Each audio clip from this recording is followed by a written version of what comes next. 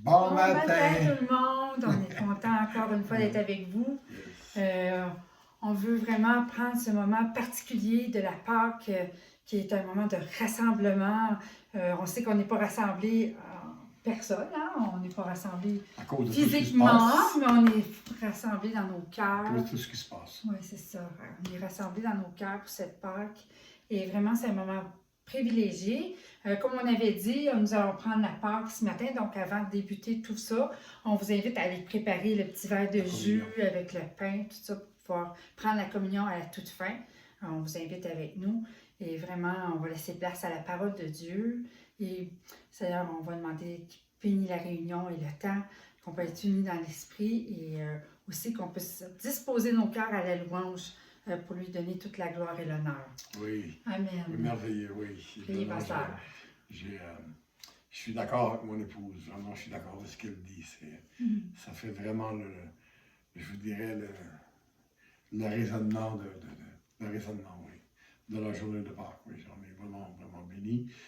Seigneur, merci pour tes bontés. Puis merci, Seigneur, pour que moi et mon épouse, quand on est ensemble, pour faire cette réunion, pour te bénir, parce que tu le mérites, tu es le roi des rois, le Seigneur des seigneurs. Tu es celui, tu es le plus grand, tu es l'au-delà, l'alpha et l'oméga, le début et la fin. Merci encore une fois. Je prie pour cette réunion, Seigneur. Bénis la louange, qu'elle puisse monter comme un parfum agréable devant toi. Oui. Et Seigneur, bénis la parole aussi qui sera prêchée. Donne-nous la facilité, l'aisance, Seigneur, pour amener ta parole, Papa. Au nom de Jésus, Seigneur. Bénis toutes choses et bénis tous ceux qui vont nous écouter. Que l'onction puisse découler de toi sur nous et sur chacun. Au nom de Jésus. Amen et Amen. Amen, Seigneur. Que ta présence soit au milieu de nous. Parce que là où 2 ou 3 sont réunis en son nom, il est avec nous. Là, on va être beaucoup plus que ça, mais c'est correct. Oui, c'est ça. Merci. Merci beaucoup.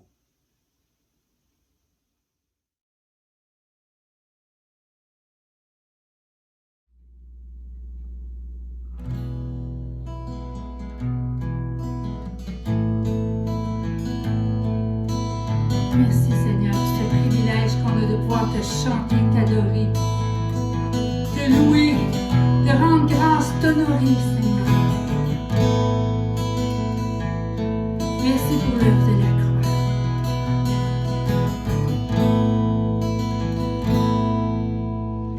Tu as vaincu l'ennemi, tu as vaincu la mort, et nous levons nos voix pour ta victoire. Nous te louons encore plus fort. Tu as vaincu l'ennemi, tu as vaincu la mort, et nous levons nos voix pour ta victoire. Nous te louons encore plus fort. Tu as vaincu l'ennemi, tu as vaincu la mort, et nous levons nos voix pour ta victoire.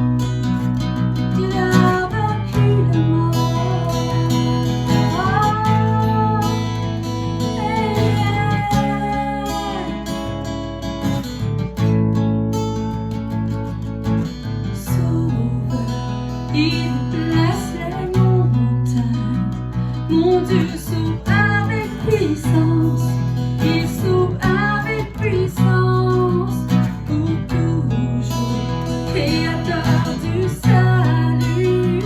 Jésus a vaincu la mort, il a vaincu la mort.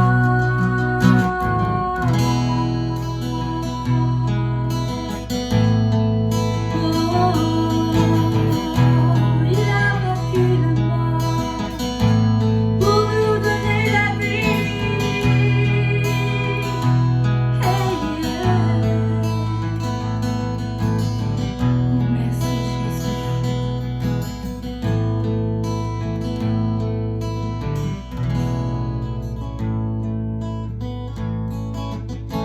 Je ne peux m'imaginer ce que ce sera quand je marcherai juste à tes côtés.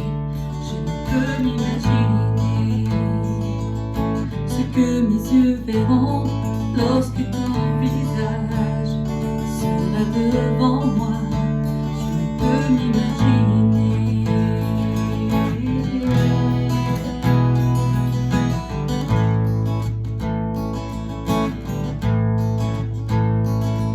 Entouré par ta grandeur, mon cœur va-t-il frémir? Ton sauvage, pourquoi mon Jésus serais-je saisi par la peur? De mon toit resterai-je debout? Vais-je tomber sur mes genoux? Chanterai-je Alléluia? Est-ce que je pourrais te parler? Je ne peux m'imaginer. Je ne peux m'imaginer. Je ne peux m'imaginer le jour où tu viendras pour me retrouver debout devant toi. Je ne peux m'imaginer que tout ce que je ferai sera de t'adorer pour l'éternité. Je ne peux m'imaginer.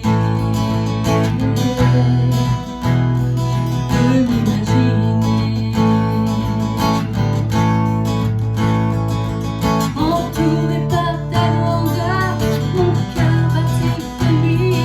Ton sauvage, pourquoi mon Jésus serais-je saisi par la peur?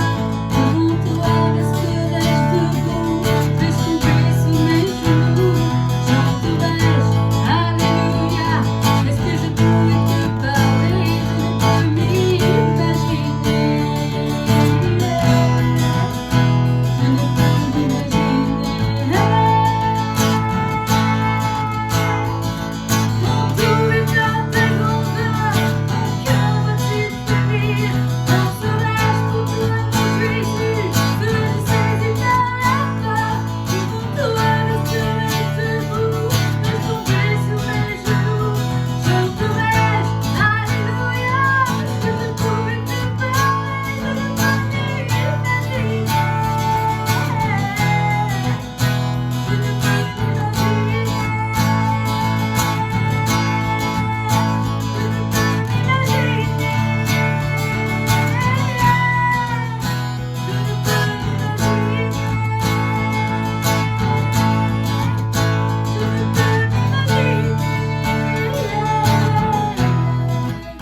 Je ne peux m'imaginer. Je ne peux m'imaginer. Tout ce que je ferai sera de t'adorer pour l'éternité. Je ne peux m'imaginer. Je ne peux m'imaginer.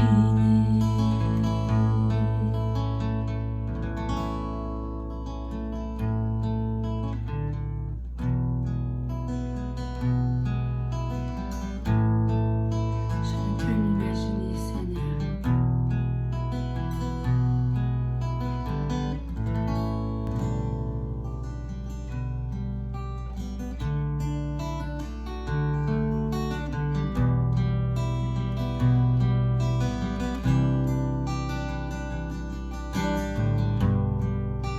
C'est toi l'ombre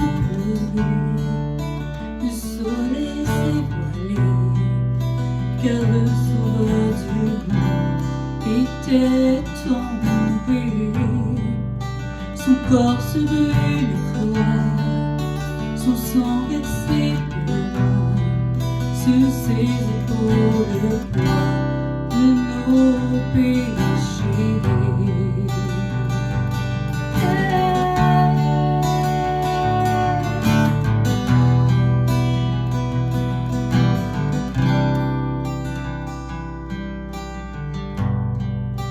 Son dernier souffle, ciel s'est détourné. Le Fils de Dieu gisait dans les ténèbres, une lumière dans le tombeau, livré contre la mort, pour terrasser l'enfer à jamais. Alors la terre trembla, la pierre fut roulée, l'amour parfait n'a pu être vaincu. Moreau est ton pouvoir, le roi ressuscité a remporté la victoire.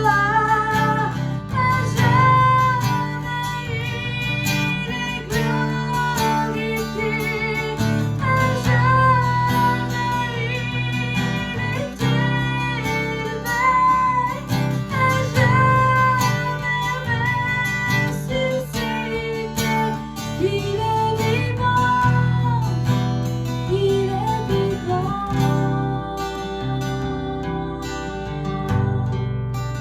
Chantons Alléluia, chantons Alléluia, chantons Alléluia. Nous a triomphé.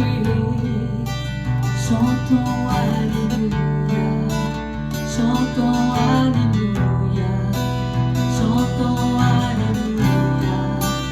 Nous a triomphé. Chantons Alléluia, chantons Alléluia, chantons Alléluia. Nous a triomphé. Il est vivant, il est vivant. À jamais il est glorifié, à jamais il est élevé, à jamais ressuscité. Il est vivant, il est vivant. Alors la terre trembla, la pierre fut roulée, l'amour parfait n'a pu être vaincu. Moreau est en pouvoir, le roi ressuscité a remporté la victoire. À jamais il est glorifié, à jamais il est élevé, à jamais ressuscité. Il est vivant, il est vivant.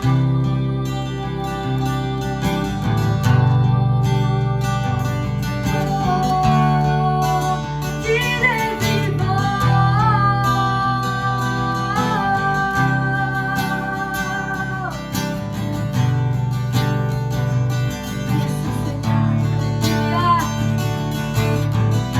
Merci pour ta vie qui nous donne la vie. Alléluia, agneau de Dieu.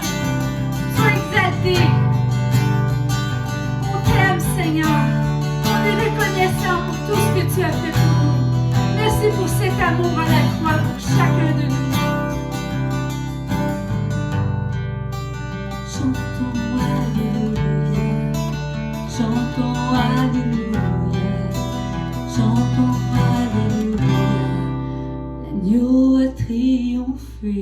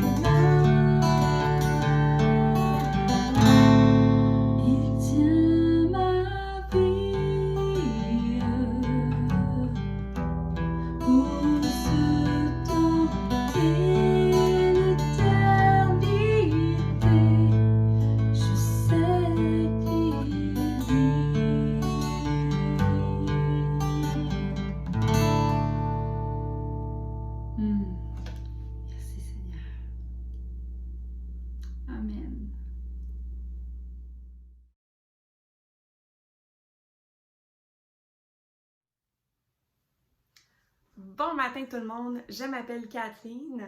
Je fais une petite parenthèse à la réunion ce matin afin de vous donner quelques informations. Donc, en premier lieu, on veut répondre à une demande que nous avons. Comment procéder pour effectuer des dons à l'Église? Alors, nous recevons les dons, dîmes et offrandes par virement Interac avec le courriel de l'Église, lamaisonsurleroc@hotmail.com. J'en profite pour vous mentionner que plusieurs événements vont suivre au courant des prochaines journées et des prochaines semaines. Alors, pour ne rien manquer, c'est important d'être abonné à la page Facebook de l'Église La Maison sur le Roc afin de ne manquer rien et de recevoir les notifications pour qu'est-ce qui est à suivre.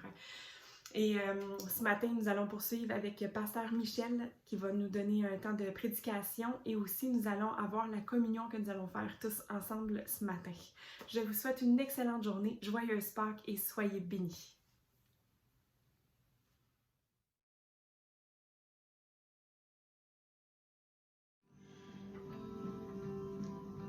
Rebonjour à tout le monde. Rebonjour. On est tellement entassé dans toute je dirais la réunion de toutes sortes de choses que je remets maintenant mon Dieu à la parole de Dieu, cette parole qui enflamme mon cœur de plus en plus pour les bonnes choses, pour ma vie, pour le reste de mes jours. Je veux vraiment vous dire que ce matin, je suis béni d'amener la parole, une parole qui est une parole d'assurance, une parole qui me réjouit et qui me garde à garder mes yeux sur Jésus-Christ. Le titre de mon message ce matin, c'est « Une rencontre pas comme les autres ». Ce ne sera jamais une rencontre comme les autres. Lorsque je suis venu à Jésus, il y a quand même 31 ans et demi passés, dans mon salon chez nous, j'ai crié à Dieu, j'ai dit « Mon Dieu, viens de ma vie au nom de Jésus ». Et il y a une chaleur qui est rentrée dans mon corps, et tout le monde le sait. Je l'ai dit à peu près, je vous dirais, 50 000 fois dans mes 31 ans, dans ma vie chrétienne. Mais je vous dis que ça a enflammé ma vie, ça m'a envahi, je suis venu, j'ai pleuré. Ça n'a pas été une rencontre comme les autres du tout. C'était une rencontre, ça a été la plus belle rencontre de toute ma vie, toute ma vie. Ça brûlait au-dedans de moi. Je me rappelle de ce chaleur-là qui me réjouissait à l'intérieur. Je pleurais dans mon salon. J'aimerais lire avec vous quelques, je vous dirais, paroles de Dieu, quelques versets pour nous rentrer dans le contexte de la Pâque. Je vais y aller dans l'Exode, le chapitre 12. Le livre de l'Exode, c'est le deuxième chapitre de deuxième livre de l'Ancien Testament, au chapitre 12, le verset 1 à 3. Chapitre 12, verset 1 à 3. Je prends mon temps pour donner la chance à tout le monde d'être capable d'aller chercher le texte sans courir. L'Éternel dit à Moïse et à Aaron dans le pays d'Égypte, « Ce mois-ci sera pour vous le premier des mois et sera pour vous le premier des mois de l'année. Parlez à toute l'assemblée d'Israël et dites, le 10e jour de ce mois, on prendra un agneau pour chaque famille, un agneau pour chaque maison. » Au verset 11 maintenant. Le verset 11, « Quand vous le mangerez, vous aurez à vos reins saints circulés, vos souliers aux pieds et votre bâton à la main, et vous le mangerez à la hâte, c'est la Pâque de l'Éternel. » Maintenant, le verset 47. Le verset 47 dit, « Toute l'assemblée d'Israël fera la Pâque. » Donc, ici, on voit dans l'Ancien Testament qu'il y a, je vous dirais, une proposition, une règle de Dieu de faire la Pâque. Et on va le lire un peu plus loin. On va y aller au chapitre 13, le chapitre d'ensuite, le verset 8 à 10. Okay? Le verset 8 à 10 du chapitre 13 de l'Exode. « Tu diras alors à ton fils, c'est en mémoire de ce que l'Éternel a fait pour moi lorsque je suis sorti d'Égypte. Ce sera pour toi comme un signe sur ta main et comme un souvenir entre tes yeux, afin que la loi de l'Éternel soit dans ta bouche, car c'est par sa main puissante que l'Éternel t'a fait sortir d'Égypte. Tu observeras cette ordonnance au temps fixé d'année en année. » Maintenant, on va plus loin. Dieu ordonne que ce soit fait d'année en année. Je vais y aller dans l'évangile de Marc maintenant, dans le Nouveau Testament de l'évangile de Marc. Et On va regarder un texte ici, chapitre 16, le dernier chapitre de Marc, chapitre 16, le verset 13 et 14. Là, c'est les apôtres. Là, c'est le temps de Jésus. Ils revinrent l'annoncer aux autres qui ne le crurent pas non plus. Parce qu'il y avait des gens qui couraient, qui avaient été au tombeau de Jésus, qui revenaient dire aux apôtres que Jésus était ressuscité. Enfin, il apparut aux 11, pendant qu'ils étaient à table, et il leur reprocha leur incrédulité et la dureté de leur cœur, parce qu'ils n'avaient pas cru ceux qu'ils l'avaient vu ressusciter. Oh, ici, on commence à parler de quelque chose on parle de la résurrection, on parle de la Pâque, on est toujours dans le même contexte. On va y aller dans le livre de Luc maintenant, la lettre de Luc, juste après Marc, au chapitre 24. Luc 24, au dernier chapitre. On va y aller du verset 13 à 20. 13 à 20 de Luc 24. Et voici ce même jour, 2 disciples allaient à un village nommé Emmaüs, éloigné de Jérusalem de 60 stades. Et ils s'entretenaient de tout ce qui s'était passé. Pendant qu'ils parlaient et discutaient, Jésus s'approcha et fit route avec eux. Mais leurs yeux étaient empêchés de le rencontrer, de le reconnaître. Il leur dit, « De quoi vous entretenez-vous en marchant pour que vous soyez tout tristes? » L'un des deux, nommé Cléopas, lui répondit, « Es-tu le seul qui, séjournant à Jérusalem, ne sache pas ce qui est arrivé ces jours-ci? » Quoi, leur dit-il? Et ils lui répondirent ce qui est arrivé au sujet de Jésus de Nazareth, qui était un prophète puissant en œuvre et en parole, devant Dieu et devant tout le peuple. Et comment les principaux sacrificateurs et nos magistrats l'ont livré pour le faire condamner à mort et l'ont crucifié. Maintenant, dans le même chapitre, Luc, du verset 13 à 20, je l'ai lu, du verset 36 à 43 maintenant. Tandis qu'il parlait de la sorte, lui-même se présenta au milieu d'eux et leur dit, « La paix soit avec vous. » Saisis de frayeur et d'épouvante, ils croyaient voir un esprit. Mais il leur dit, « Pourquoi êtes-vous troublés et pourquoi pareille pensée s'élève-t-elle dans mon cœur? Voyez mes mains et mes pieds, c'est bien moi.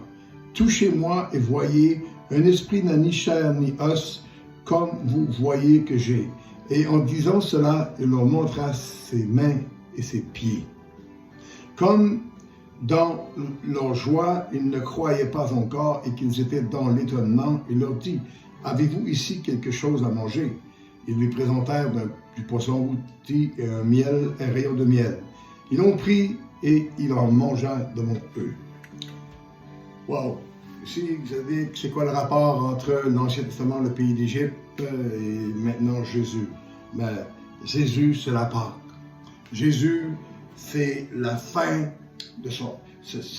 de son pèlerinage. Il est mort, il est ressuscité ici, à Jérusalem. Il est mort pour montrer aux gens la promesse qu'il avait faite, qu'il la respecterait et qu'il l'accomplirait. Dans l'Ancien Testament, ça ne nous donne pas une loi. C'est pas une loi, mais c'est comme je dirais une ordonnance, une proposition ou une règle de Dieu de faire la Pâque. Parce que la loi n'existe pas encore à l'époque. 15 ans après, peut-être 20 ans après, la loi va arriver, mais néanmoins, là, c'est pas encore la loi. OK? Et la Pâque a toujours été pour moi une fête spéciale. La Pâque est une ordonnance à perpétuité. Et la Bible dit qu'on doit faire ça à perpétuité pendant tout le reste de notre vie, à fêter la Pâque et de se souvenir des choses merveilleuses. Lorsque je suis venu à Jésus, je sortais de mon Égypte et de mon esclavage. Et je vais vous dire une chose, que avant de connaître Jésus, j'étais dans un esclavage. Dans la drogue, dans la boisson, dans toutes ces choses-là, et dans toutes ces choses qui m'encombraient, toutes les choses qui m'attiraient à faire du mal, et ainsi de suite. Et je vous dis une chose, quand j'ai connu Jésus, j'ai sorti de l'Égypte, j'ai sorti de l'esclavage, et j'ai finalement réalisé que je sortais en terre promise. J'arrivais à la Pâque, j'arrivais à Jésus, et je commençais à comprendre que c'était vraiment ça, la signification de la Pâque. Tous ceux qui viennent à Jésus sortent de leur esclavage. Surtout, ils sortent de leur Égypte. Et je vais vous dire une chose, pour ceux qui m'entendent ce matin, pour ceux ce matin qui souffrent peut-être à l'intérieur, pour ceux ce matin peut-être qui ont des idées noires, peut-être que ta femme peut t'abandonner, peut-être qu'il y a plein de choses que tu vis, que tu as de la misère à vraiment à te libérer ou à laisser partir. Alors je vais te dire une chose, qu'accepte Jésus-Christ comme le Sauveur, qui est la Pâque, qui est notre Pâque de nos jours. Accepte-le et fais-lui confiance et tu vas voir que le Seigneur Jésus-Christ va venir te libérer de toutes tes torpeurs, de toutes les choses qui viennent encombrer ta vie, de toutes les choses qui viennent te faire du mal. Et je vais vous dire une chose, que lorsque j'ai accepté Jésus, j'ai vraiment réalisé que je sortais de l'Égypte pour arriver, je traversais le désert pour arriver à ce merveilleux mont Sinaï-là, où que Dieu allait parler et que Dieu allait faire son œuvre. La Pâque, c'est, je vous dirais, la joie. La Pâque, c'est plus que la joie, la Pâque, c'est aussi notre ancienne vie. La Pâque, c'est la célébration, on ne revient plus en arrière. La Pâque, c'est l'amour, la Pâque, c'est l'égalité. La Pâque, c'est là où la délivrance, il n'y a plus d'anxiété, il n'y a plus d'angoisse. La Pâque, c'est aussi, tu regardes plus ton prochain comme auparavant. La Pâque, c'est tout ce que Jésus a fait pour toi à la croix. La Pâque, c'est tout ce que Dieu a fait pour le peuple d'Israël en Égypte. Et je vais vous dire une chose, et je pourrais encore vous dire plein de choses que je pourrais vous dire par rapport à la Pâque. Mais c'est vraiment ça. Dans chapitre Luc, chapitre 24, le verset 32, nous dit « Et ils se dirent l'un à l'autre, notre cœur ne brûlait-il pas au-dedans de nous lorsqu'il nous parlait au chemin et nous expliquait les Écritures ?» Et je vais vous dire une chose, c'est pas à cause qu'il lisait les Écritures que ça brûlait à l'intérieur, mais c'est parce qu'il était dans la présence de Jésus-Christ. Il était dans la présence de notre Seigneur et Sauveur, et on voit ici que le cœur brûlait à l'intérieur. Et à tous les fois que je lis la parole de Dieu, ou que Dieu se révèle à moi, j'ai une chaleur à l'intérieur, parce que Dieu se révèle encore aujourd'hui, et il est présent auprès de nous, auprès de moi. La Pâque, si tu ne regardes pas ton prochain comme un hautain, mais comme étant égal à lui. Je crois que lorsque Dieu a sorti le peuple d'Hébreu de l'Égypte, ils ont passé à travers le désert, ils ont passé à travers la mer Rouge, avant la mer Rouge, avant le désert, ils ont englouti les Égyptiens dans la mer Rouge, et nous pensons, nous, pas que le cœur du peuple des Juifs, le cœur des Israélites ne brûlait-il pas à l'intérieur d'eux?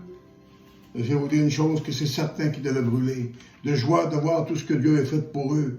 Et ce matin, réalisant tout ce que Dieu a fait pour nous, ou pour ceux qui ne le connaissent pas, réalisant ce que Dieu a fait, peut faire pour vous, comme qu'il a fait pour eux. On pense seulement que le cœur de l'homme brûlait à l'intérieur.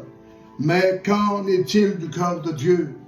Dieu, lui aussi, son cœur brûle de joie lorsque les gens font sa volonté, lorsque les gens se rapprochent de lui, lorsque les gens se tournent vers lui. Le cœur de Dieu se réjouit parce que pour lui aussi, c'est la Pâque. Et c'est pour ça que Dieu veut qu'on se rappelle à toutes les années ce qu'il a fait pour nous et ce qu'il a fait pour Israël et ce qu'il peut faire pour ceux qui cherchent Dieu et Dieu pour ceux qui n'ont pas de réponse ou qui n'ont pas d'issue.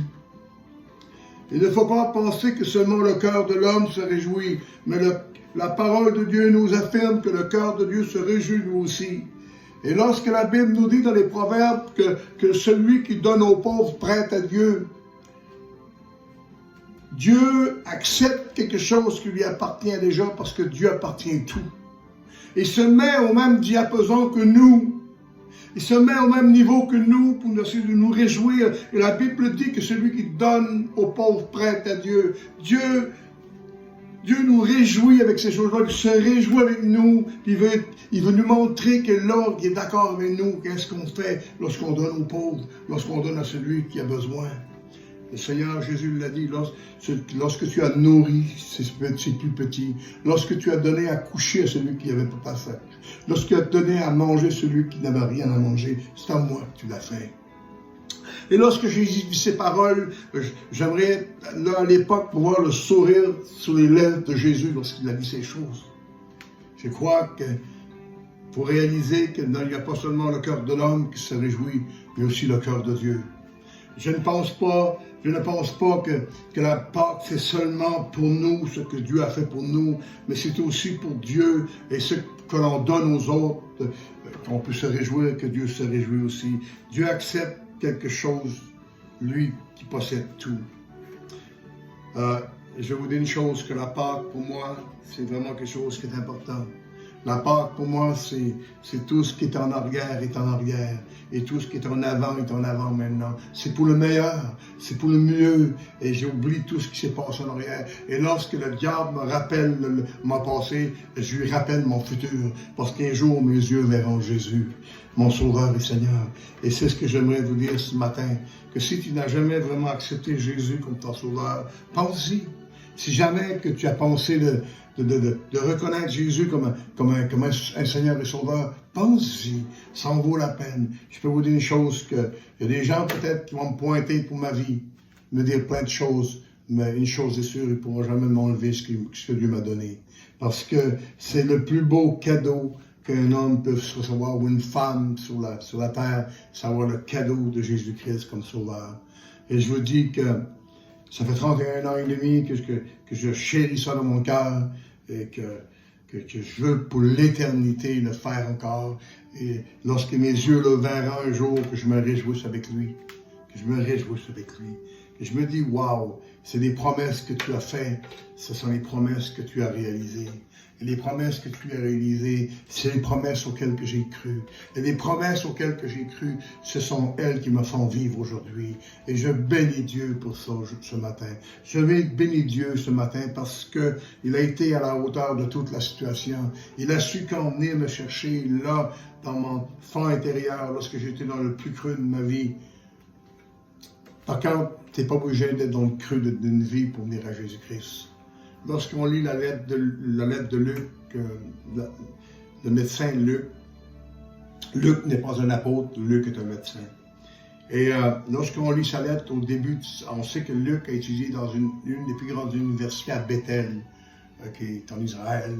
Il a étudié dans une grande université et il était riche. Pour étudier à l'université de Bethel, il fallait qu'il soit riche. Alors, Luc, humainement parlant, n'avait pas besoin de Jésus parce qu'il avait tout ce... Mais ça démontre ici que c'est pas l'argent qui fait le bonheur, mais c'est vraiment la présence de Christ dans ton cœur, de celui que tu acceptes comme ton sauveur. Et Luc reconnaît Jésus-Christ comme son sauveur et Seigneur, malgré qu'il est riche.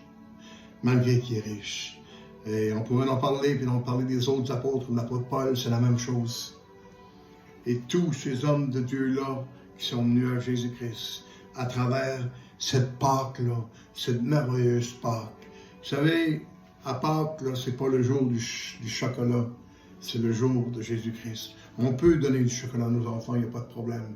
Mais en autant qu'ils savent c'est quoi la Pâque, qu'ils réalisent que c'est possiblement la fête, ou c'est la fête la plus importante sur la planète. De se rappeler ce que Dieu a fait à Israël en Égypte et de se rappeler ce que Dieu a fait au travers de Jésus-Christ depuis 2000 ans, à travers les chrétiens qui ont accepté Jésus comme sauveur. Et j'aimerais vous dire que ce matin, tu es encore possible pour toi, il est encore possible pour toi. Tout ce que tu as fait, Dieu, quand ce que tu demandes pendant Dieu, il l'envoie dans l'océan de l'oubli. Et tout recommence à zéro. J'aimerais ça qu'on puisse pencher la tête ensemble et dire merci à Dieu pour tout ce qu'il a fait pour nous. Seigneur, merci pour tes bontés. Ce matin, j'aimerais te dire que je suis réjoui ce matin. Mon cœur brûle à l'intérieur de joie parce que je sais une chose, que lorsqu'on fait ta volonté, lorsqu'on parle de toi, Seigneur, tu te réjouis. Et je te dis merci, Seigneur, notre Dieu, parce que tu es un Dieu formidable, un Dieu qui est bon, un Dieu qui est vrai, un Dieu qui est vraiment fidèle envers nous, qui a une sagesse et qui la partage. Et Seigneur, notre Dieu, je te remercie pour tous ceux-là ce matin qui voudraient accepter Jésus comme sauveur, qui voudraient faire de ce jour-ci une vraie Pâque et abandonner leur Égypte pour sortir et venir dans la Pâque de Dieu. Et ce matin, si quelqu'un veut accepter Jésus comme sauveur, je te demanderai simplement de répéter après moi une prière de tout cœur, comme Jésus dirait dans Romains chapitre 10, verset 9. Si de ton cœur tu acceptes Jésus comme sauveur et tu le reconnais que Dieu l'a ressuscité des morts, mais la Bible dit que tu seras sauvé. Il faut accepter Jésus et le reconnaître.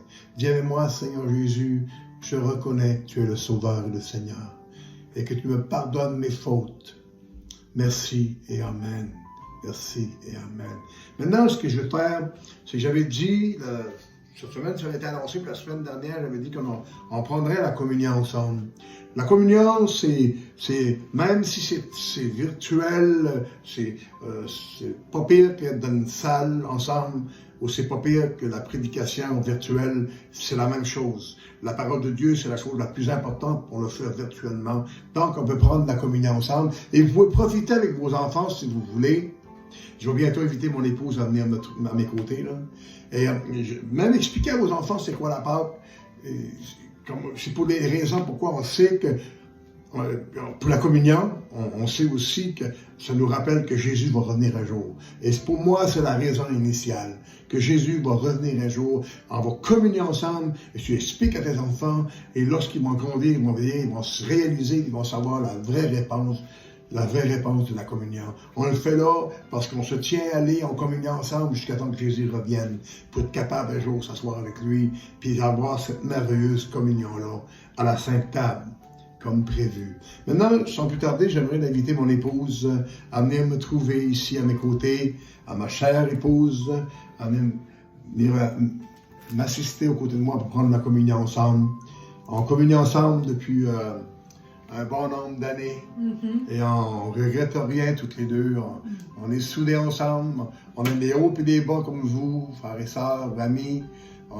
Mais on sait comment s'organiser, puis être capable de revenir à la case de départ, puis être capable de se réjouir, puis de voir les beaux côtés de la chose, puis non garder toutes les mauvaises choses qui pourraient nous nourrir, puis nous briser, puis briser notre vie de couple. Mais on fait la Pâque ensemble, puis on communie ensemble. On se pardonne, c'est important. Amen. Le pardon, c'est une puissance qui libère. C'est ça que Jésus a fait à la croix.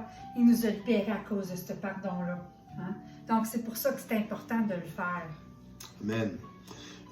On a préparé chacun un verre, comme vous le voyez derrière la croix. La croix, notre croix merveilleuse, faite à la main, une belle croix qu'on a faite. Et on va prendre ensemble ce qui représente le vin sans raisin, ça représente le sang de Jésus. C'est pas du sang de Jésus, mais ça représente le sang de Jésus. Et on a avec nous une petite loaf de pain, un petit morceau de pain auquel on va prendre ensemble.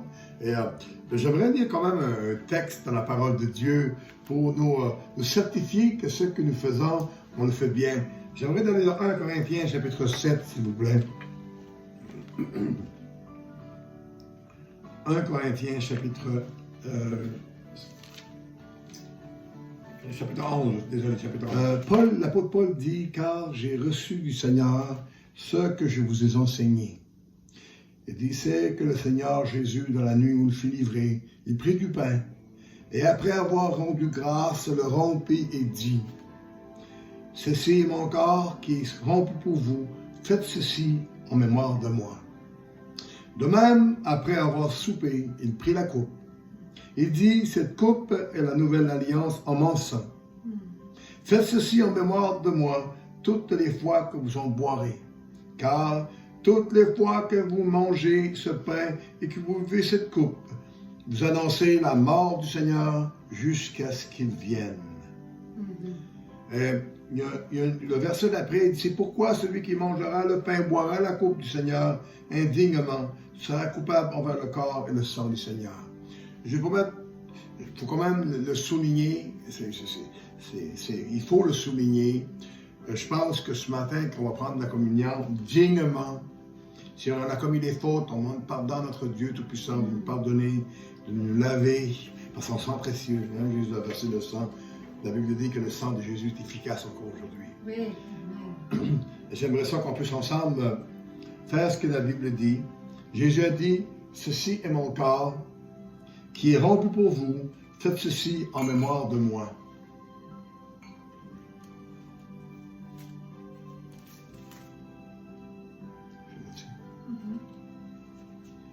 On se coupe mon pain, les deux.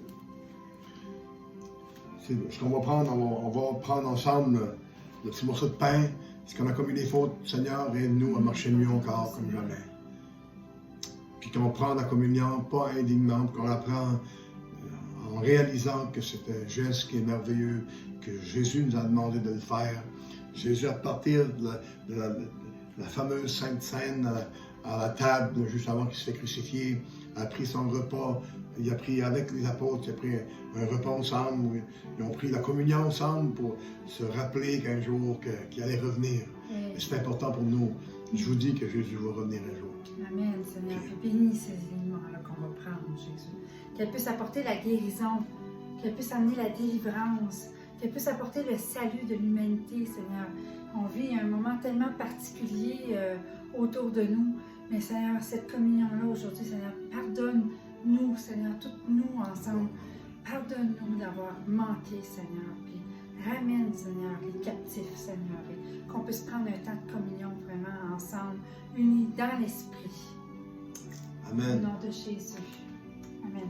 Mangeons ensemble.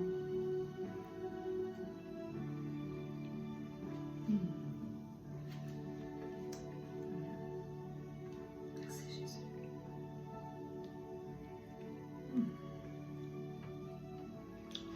De même, après avoir mangé, il prit la coupe. Il dit, cette coupe est la nouvelle alliance en mon sang. Faites ceci en mémoire de moi toutes les fois que vous en boirez. Le sang de Jésus est encore efficace aujourd'hui. Oui. Il a versé une fois pour tout pour l'humanité, pour celui qui veut bien demander pardon, qui veut restaurer, qui veut que son cœur soit restauré. Et on prend ceci en mémoire de lui, puis on le remercie pour ces merveilleux sacrifices qu'il a fait à la croix.